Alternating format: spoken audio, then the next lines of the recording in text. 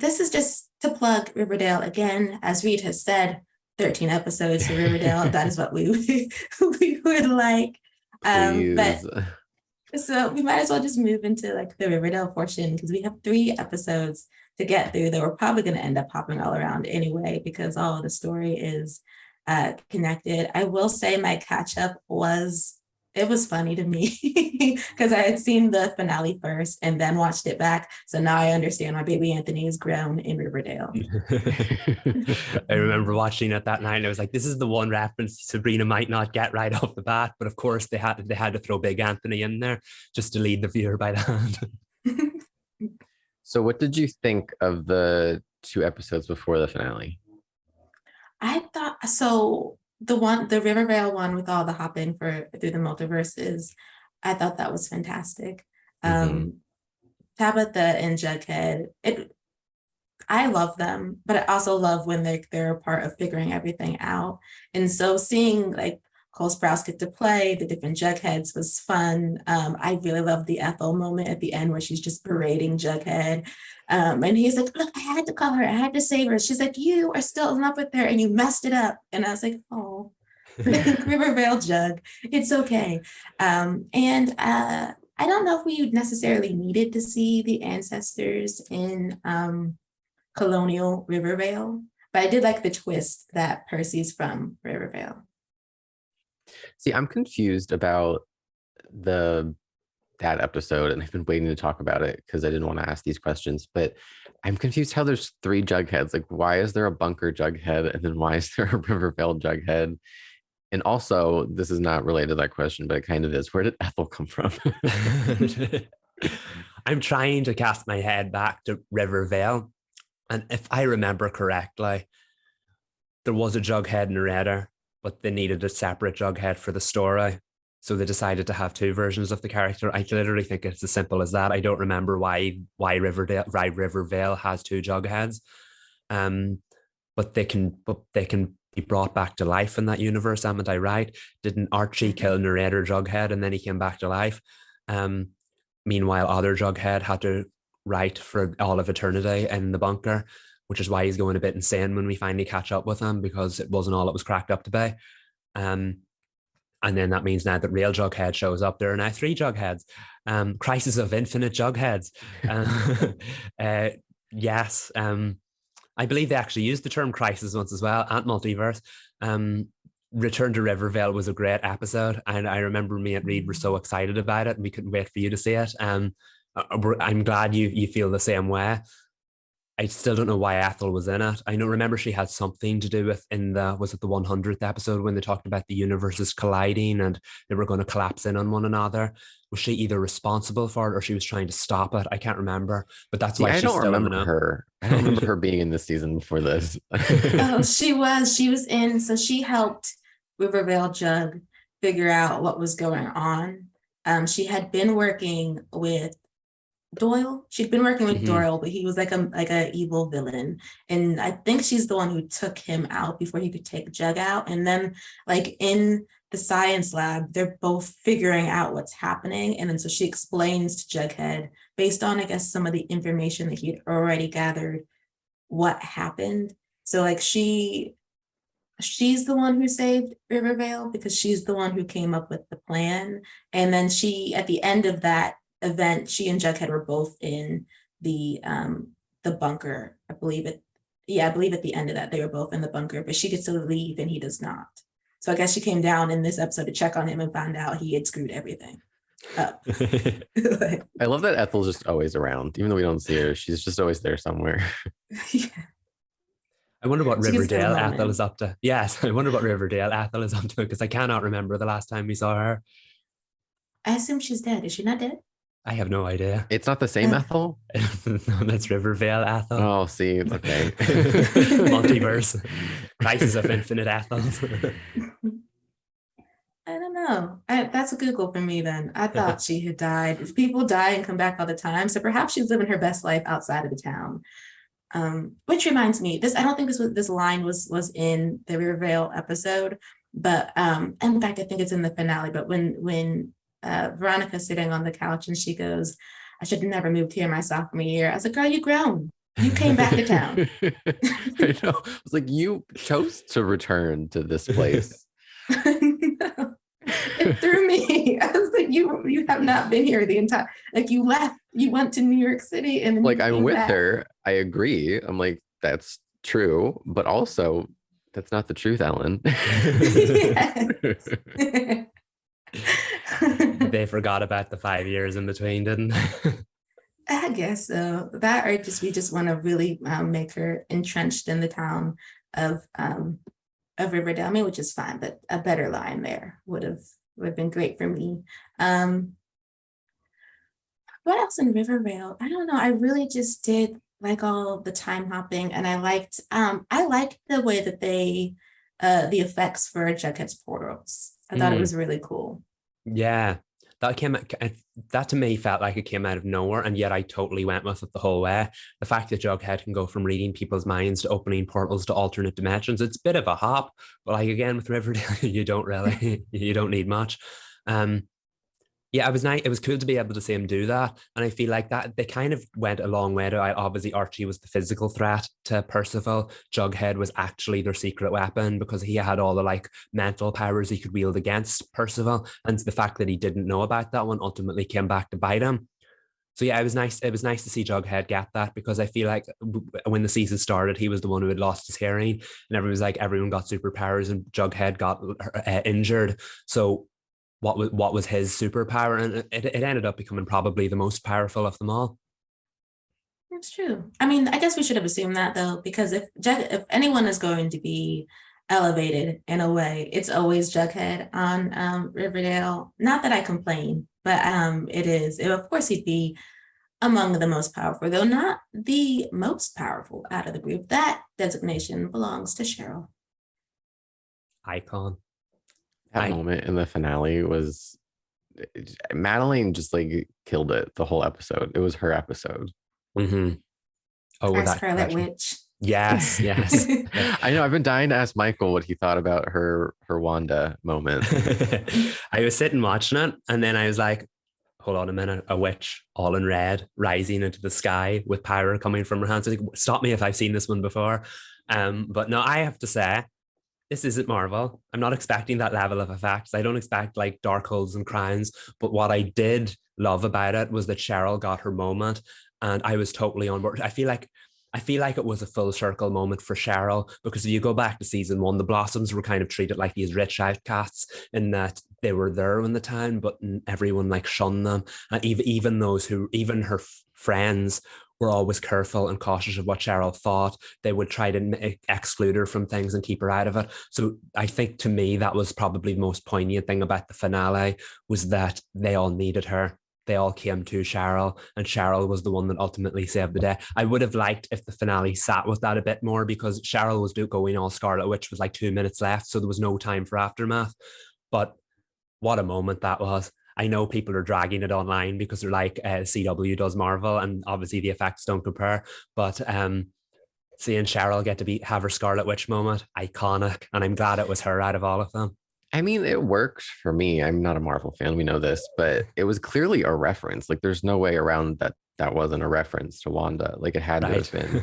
And like, I don't think it was a ripoff. I think they're just honoring that character. Like, they have their own redhead witch that's morally ambiguous. But I didn't think the effects were that bad. I mean, No. I mean, it's Riverdale. I mean, that's not what we're here for. So I thought it was good anyway. Same. Why would you expect a Marvel budget on a CW show? There's really I don't think there's any reason to drag it. It was really nice. Mm-hmm. If you're going to drag anything, it was that last minute song. Not that they didn't sound nice on the track, especially Lily. Lily always kills it when they give her something. But that last song, it came out of nowhere for me. I was like, oh, we went musical. Okay, one last song. I was like, for the do we road. have time for this? I kept checking the time. I was like, what's happening? And I wasn't on board with it until it got to Cheryl, and Madeline just like brought it home with her performance and like the tears in her eyes and everything. I was like, okay, now I'm in it. Because before I was like, why are we doing this? Yeah. And I meant to look up what the song was and I didn't. So apologies to everybody, but it was a really weird decision. That's the thing with Riverdale. When they started doing musical episodes, everyone's like, why does it need to do this? Because it had so many musical performances before. But if you look back to the show's more grand years, it was always Archie with a guitar in front of a microphone, or he was rehearsing in one of the schoolrooms, classrooms. But now that we've gone past the musical era and we've had our musical episodes, they're doing musical scenes in non-musical episodes, and that kind of stuck out for me. I was like, whoa, if they had them on stage in front of a microphone, totally would have bought it. But it was a very bizarre moment, especially when there was only like 5-6 minutes left of the episode. And Betty and Archie were in bed. It was so awkward when they got to Betty and Archie. And I was like, oh, okay. Everyone else is having these nice, sweet, like family moments. I mean, no shade. Do what you need to do. But like the world is ending in 4 seconds. It was funny. Like, I was like, oh, okay. And then like the fact that like Betty has to sit there and then sing to Archie it was a really long time. I know. He was just sitting there like stroking her hair and like relaxing. I was like, does KJ have any lines in the song? And then it came, but he's like 2 lines and it's just Lily again. No, he harmonized one singular time. And I was like, oh, well, I wonder if that was awkward for KJ and Lily. How many takes did we have to do? Because she's literally just laying on him, like serenading him, as everyone, like you said, Reed, has nice family moments and are fully clothed. They gotta just gather around the table. Yeah, I mean, it works. It was just like, oh, okay, so that's what they're up to now. Yeah.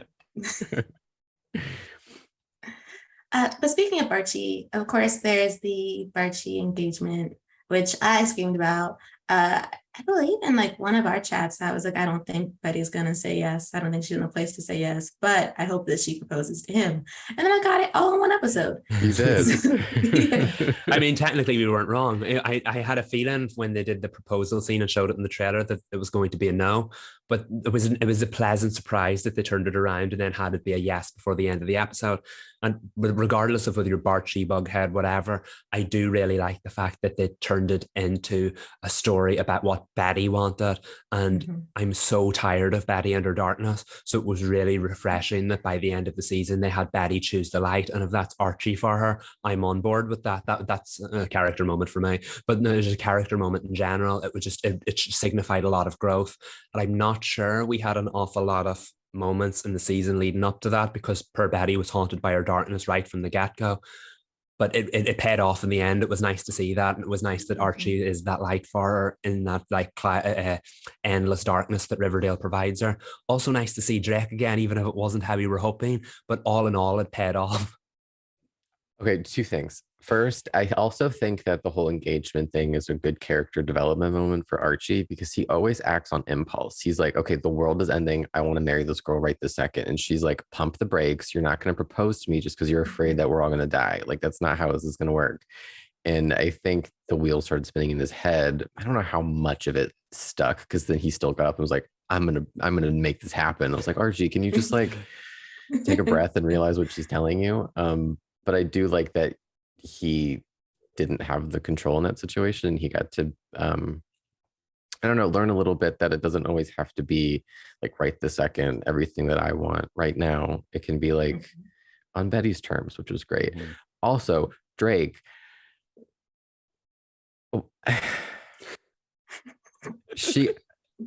where do I begin? Like, she wants Betty to join the serial killer unit, and Betty's like, I've moved on.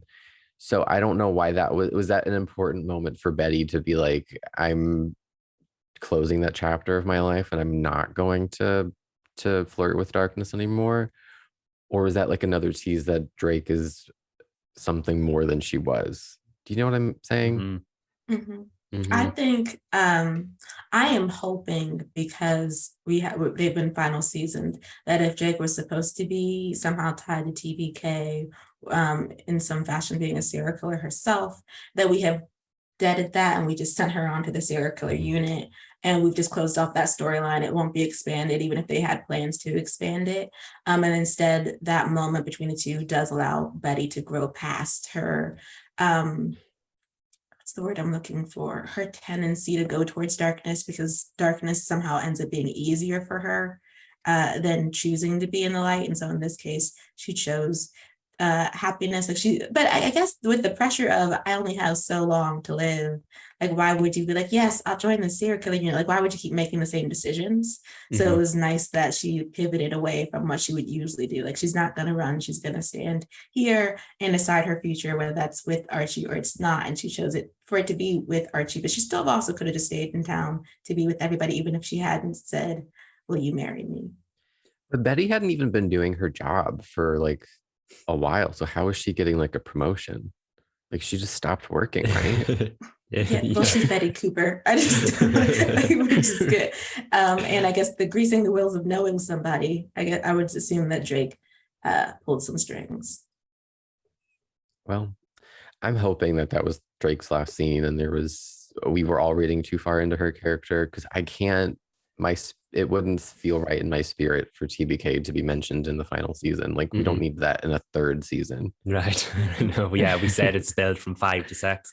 If they were going to do there and they or go there and they can't now, whatever, that's fine. I mean, like Riverdale has a lot of unanswered questions, but if that has to be one of them, I'm all right with that, because I don't want to see that story again. It was handled very, very, very messily, and we don't need it again, particularly now. I do think Drake was supposed to signify Betty's darkness, because remember that there wasn't a serial killer convention. I can't believe I just said those words. At the serial killer convention, Archie couldn't stomach what he was watching, but Drake knew that Betty could. So Drake wanted to stay with Betty and say, look at this, I respect you for who you are and everything. So it was up to Betty to choose which version of herself she wanted to be. And it's fine. It's nice that finally, after all of this, we're heading towards the light. That was one of the few things in the finale that felt really series finale-ish to me. So I hope, even though we've hit the hard reset button, I hope that still is a through line in season 7. I was wondering if that whole TBK storyline was less about like a mystery, like who is it? Is this someone that we know? And more about Betty, like actively choosing to put that behind her. And I don't know, because it just felt like the way that they abruptly ended the TBK mystery with just being this random dude who was obsessed with Betty, which I guess is more realistic than it being another person in her life.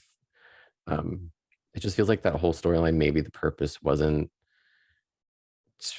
to be a mystery. It was just for Betty to learn something. It's possible. I do wonder if it was they were in the process of writing it, they were trying to choose whether they wanted it to be a real thing or if they wanted it to be growth for Betty. And then the growth for Betty part just won out. And then they just closed the door. I'm fine with them closing the door. I mean, they exiled Drake to the Zoom call, and that is where she should stay. We just, as soon as like Betty closed the laptop, I was like, oh, please say that's the end. I know. I That's not a thought that story. they were gonna. I was fully bracing for like a cut back to Drake smirking or something, and I'm thrilled that we didn't get it. And it's funny, Michael, that you say it was giving like series finale, because I wonder if they were kind of prepping this to potentially be an ending of the series, because there were a lot of moments that were giving me series finale, like Archie reflecting on his dad, Veronica reflecting on her dad. And I know like you think about those things with the end of the world. I mean, not that any real person would know that, because we don't have to fear the end of the world as often as these people do. But it did kind of feel like if this had been the end, it could have been the end, even with the time jump in the end. I think it could still work as a series finale. At least for the show. Like if they had ended us in the 50s and Archie just walked in to his mom telling him that James Dean died, totally on brand for the show. End of it, like the end of it, and we were fine. Even if the show had gotten cancelled and that was the end, and I was like, it's a bit like the Legends of Tomorrow end, but not so much. It's like, yeah, with this show, you would totally buy that. Definitely, it feels like it all begins again, especially the fact that they're back in high school now after the time jump went so far out of its way to grow them up. It definitely could work as a series finale in a tongue-in-cheek Riverdale kind of way, and it would only kind of work for that show.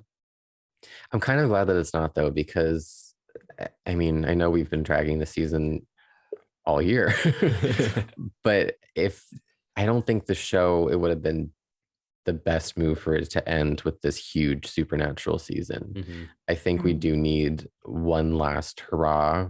Again, I'm going to say it, 13 episodes to really ground it a little bit more. because I mean, to go out on such a big change for a series, be kind of like, I don't know how we got here. Can we kind of like wrap it all up a little bit?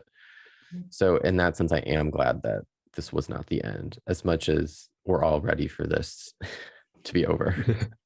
Yeah. And now like the wanting it to be coming in the fall to 2023 for me has shifted, not because I just want to get it over with, but because the 50s storyline at least looks like it's going to be really intriguing, and to see how they get back to the Riverdale we know and love. I think by the end of season 6, they stuck their landing for the most part with a lot of their ambitious writing. I don't like that we had to suffer through quite a bit before everything started connecting. I think they did so much better. The stand-in isn't the stand isn't my favorite episode, but the ending of it as the penultimate episode where they use Riverdale's gang and Rivervale's gang to overpower Percy. I thought that was amazing. The way they shot it was beautiful. If that had been the season 6 finale, I would have believed it. It would have been great. Like, I love what we got instead, but it feels like they knew what they want, how they knew what they wanted to get to. They didn't always know how to do the middle. And I think that's again back to the whole idea of simply just having too many episodes, because there was a lot of good in that storyline. It just got so convoluted and so messy along the way. They'd like meander in different directions, do the odd standalone episode here and there when the standalones were pretty good, but it lost its way throughout it. But I'm very glad it found its way back to its the end game by the end of it.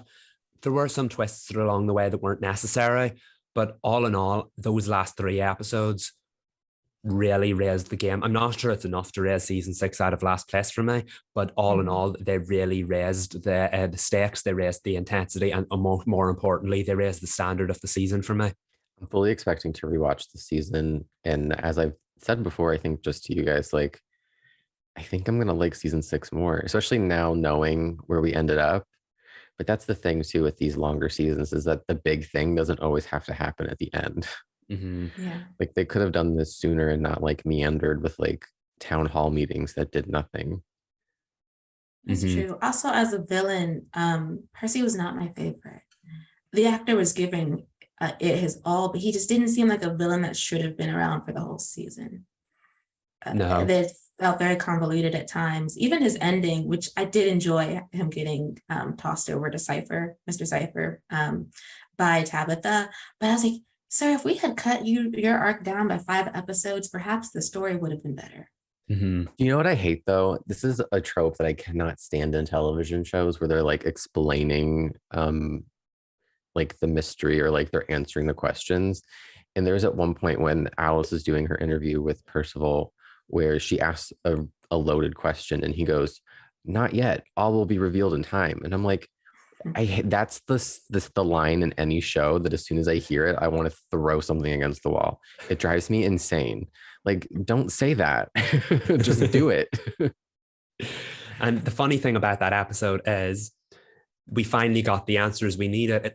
That made Percival a much better, well-rounded villain. But I know you and me talked about that before, Reed, in that a lot of it happened through dialogue. A lot of it happened through exposition. He spent half of the episode telling us what he did. And it was really weird because the first part of that episode had those really unusual flashbacks.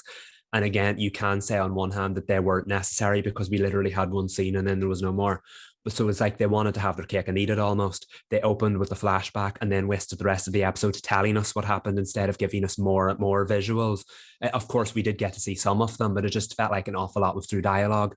And like, why did we have to wait to the third last episode for this? Why couldn't we have had some more backstory? Because they've teased Percival being this immortal creature long ago. Wasn't it in that episode where Tabitha could time travel? She found out an awful lot about him, and how the Holy Grail was supposed to be that like talisman in Riverdale.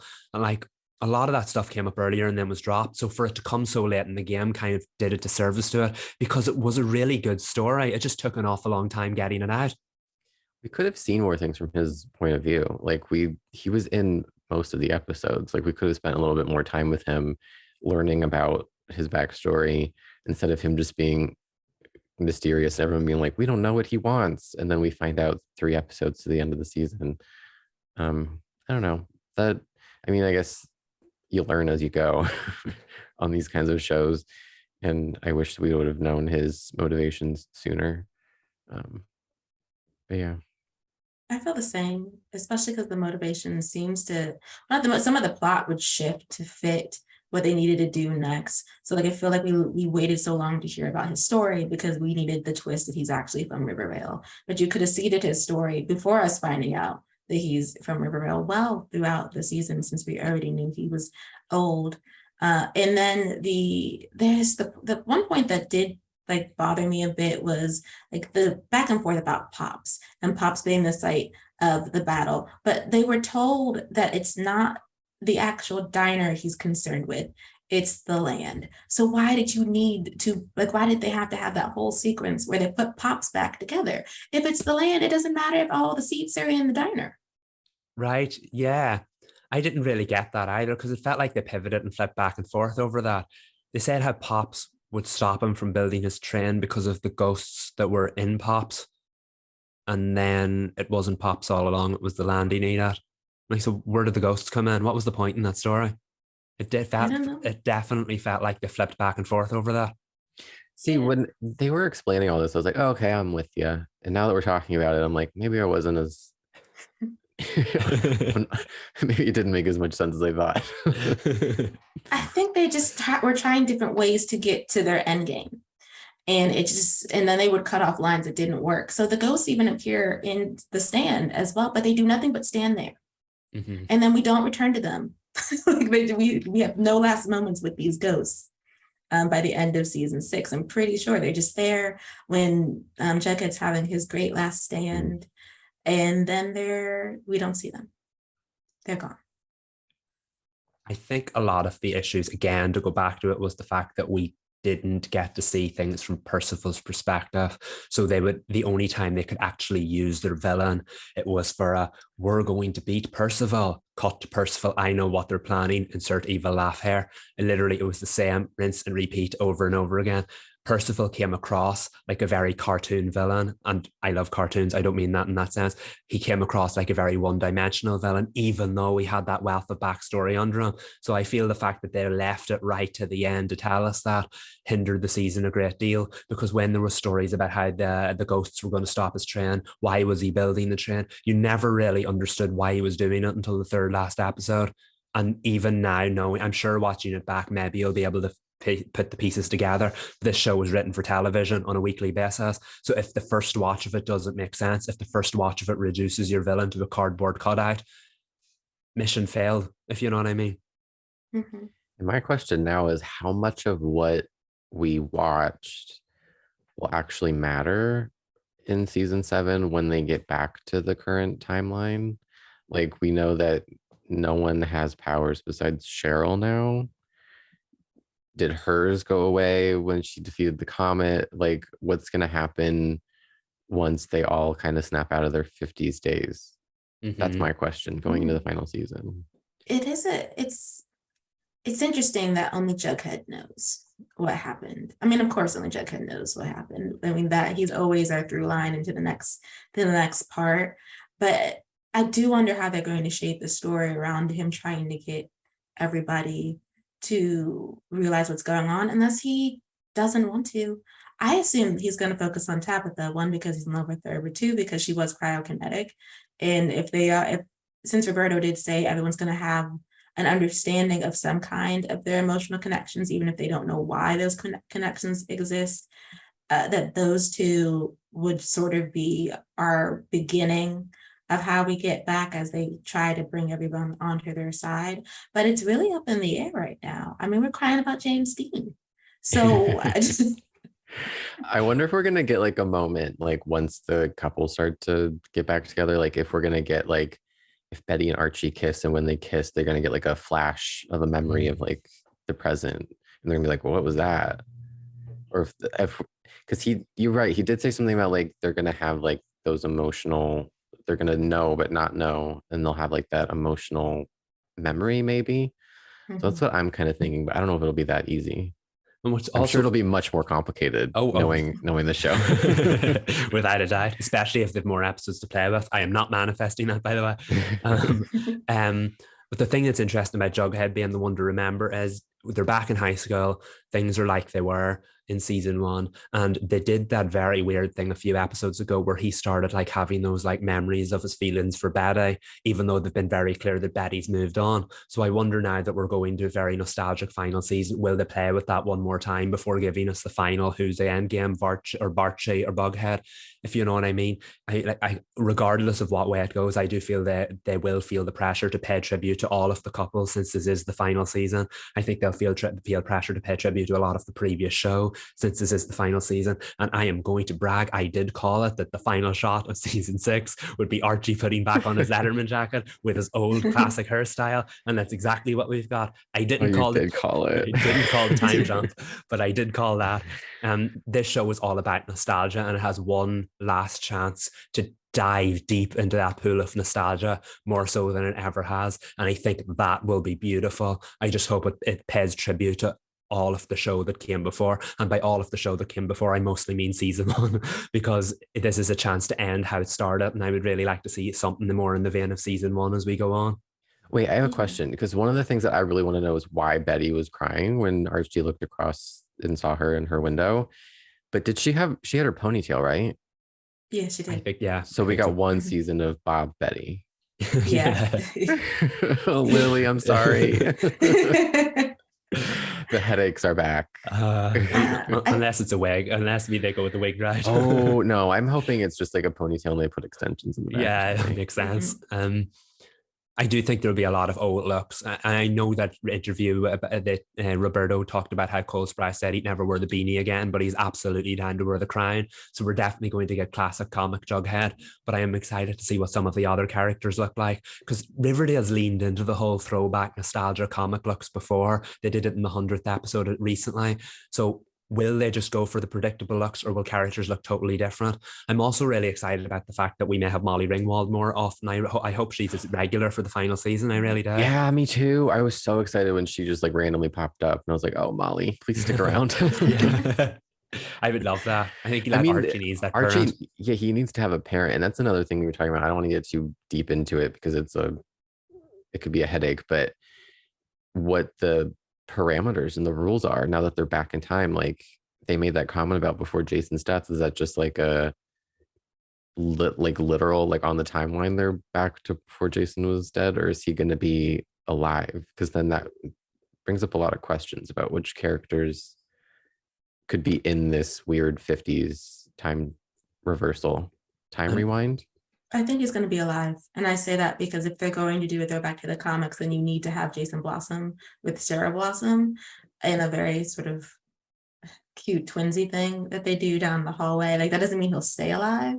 Like, I assume that the 50s timeline is going to get darker and darker the more they start becoming aware of the fact that this isn't their correct timeline.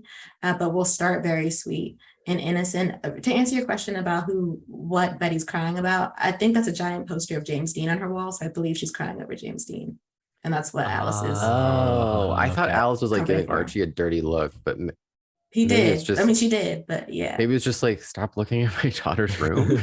Yeah. I don't know. You can never predict what Alice is feeling, so. No, I hope Alice gets a good final season because her, Kevin, and there's one or two other characters I'm missing, but they always get like lumped into whatever's the narrative dictates. So I hope now that we have like 13 episodes to work with, at least we get a solid story for them as well. And with it being set in the 50s, a lot of things in Riverdale's current status quo aren't as acceptable as they are in Riverdale's current status quo. So I think the time difference will definitely come into play, particularly with characters like Kevin and Cheryl. And on the Cheryl note, do we know she still has her superpowers? Are the people she resurrected, are they still alive? You know what I mean? Is if Jason's there, is it resurrected Jason who she burned alive last week, or is it actual Jason? You know what I mean? So many layers. I have a feeling they're not going to care about our questions, and they're just going to do whatever they want. Continuity, whatever.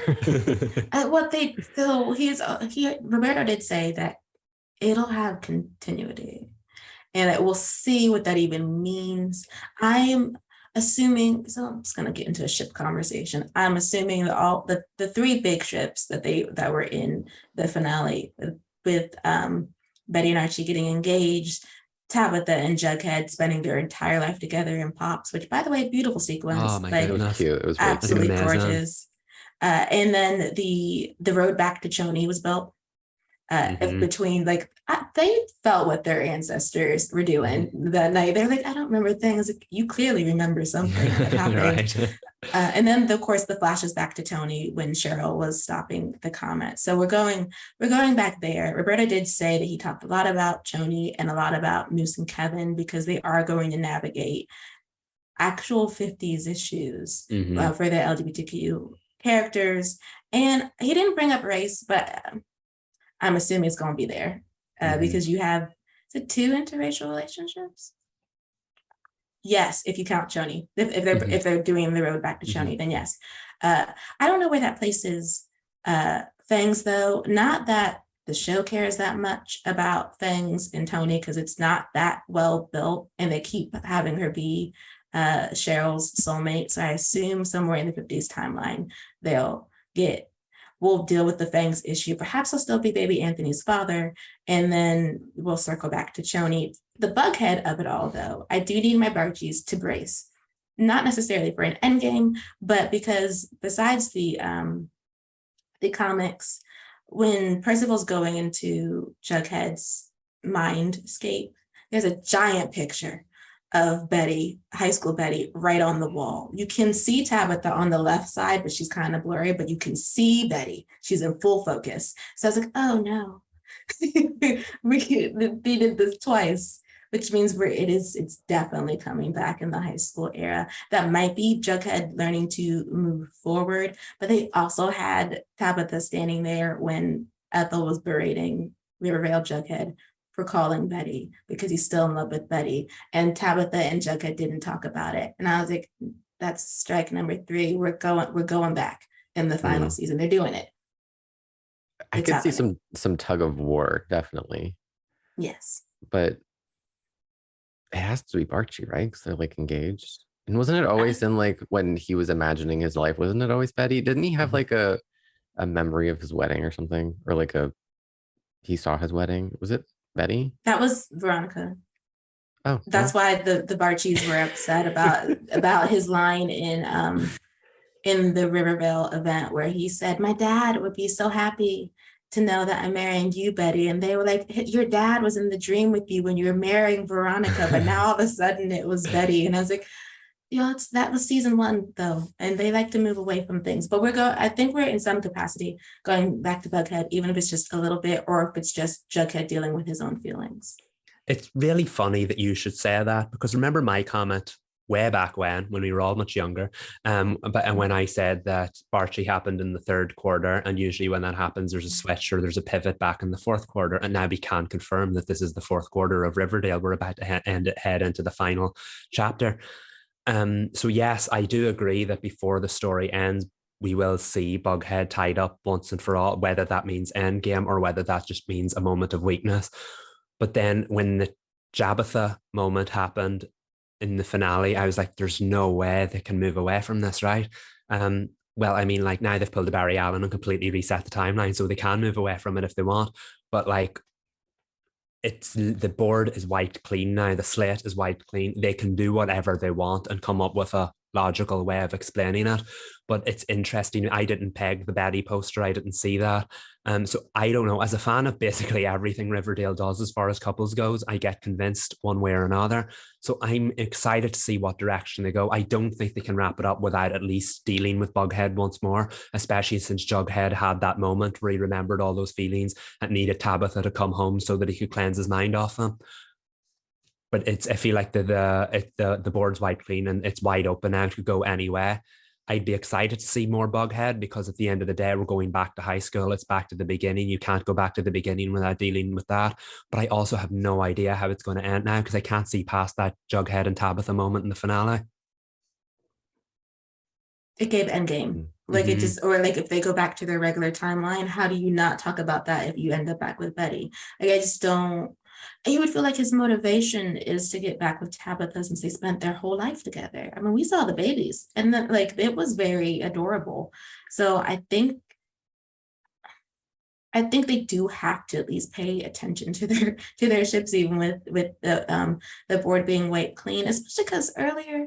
By the way, I remember all ship things just because I'm so invested. But in the episode in which Betty is like, I'm basically Kane, and Polly was looking at her like she had lost her mind when she tells her to forgive herself for the kiss and for falling out of love with Jughead because it happens.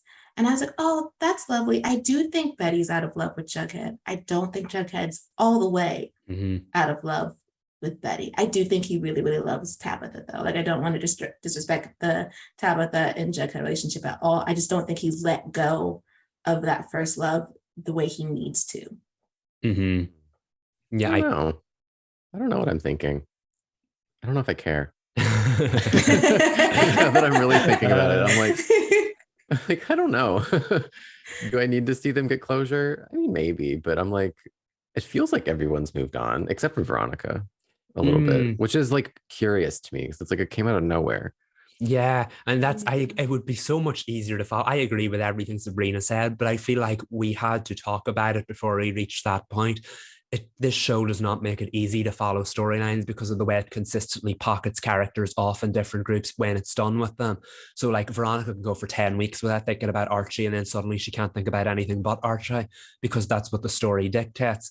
And now all of a sudden she went from feeling alone to singing that excellent number and insulting all the couples, that incredible meltdown moment.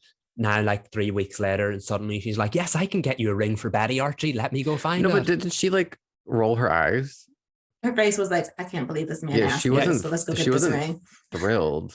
No, I know that, but I don't feel it's for Archie to ask her, considering the fact that he knows how she felt. If you know what I mean, he saw that meltdown happen. And well, Archie, I mean, he's not the brightest bulb in the the tanning bed. As Reggie told him as he was stabbing him. He's like, you're not that smart. And I was like, I mean, don't do that to Archie, but he should have known something was wrong. I mean, that's my man. I'll say it first. Archie's not the brightest. I mean, he's smart like in some other ways, but his focus isn't always there. He sees he gets blinders on. He's like, this is a good thing. Yeah, I don't think he can tell that Veronica's feeling some kind of way. No, and she should be allowed to, because I just remember when they were standing in front of the fire truck and she asked him point blank, is there anything left between you and Betty? And he was like, no. And but it took him a second, and I was like, there is, and she gonna be so mad when she finds out that there's still something there. And now they're engaged. Yeah, in that moment, he was speaking his truth, I guess. Archie's like the wind, whichever way it blows.